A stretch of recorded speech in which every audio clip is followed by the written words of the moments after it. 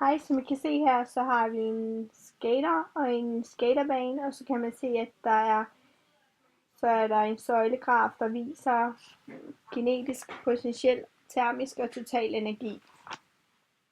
Hvis vi prøver at løfte skateren op, så kan vi se, at den potentielle energi stiger, hvilket vi også kan se her ved formlen, at jo højere højden bliver, jo mere stiger den potentielle energi, altså den samlede energi. Og det kan man også se her, at vi løfter skateren op her. Dermed, hvis vi giver slip, så kan man se, at den potentielle energi falder i takt med, at den kinetiske energi stiger.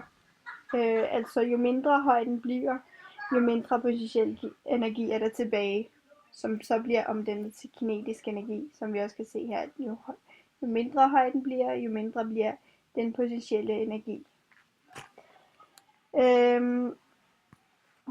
Selvom den potentielle energi bliver omdannet til kinetisk energi, så bliver den totale energi konstant, altså så forbliver den konstant, hvilket vi også kan se her i den mekaniske energi. Det bliver defineret, at kinetisk energi plus potentiel energi er lige med konstant, som vi også kan se her ved søjlen, at den forbliver konstant.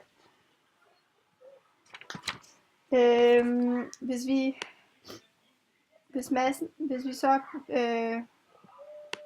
så gør manden større her, så kan vi se, at den totale energi stiger i takt med den potentielle energi stiger.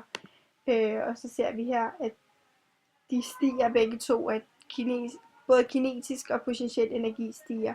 Og hvis vi ser på formlerne, så at hvis vi gør massen større her, så bliver den samlede værdi af potentiel energi også større. Og det samme sker der her, at hvis vi gør massen større her, så bliver den kinetiske energi større, som vi så her. Og man kan også se her, at den totale energi forbliver stor.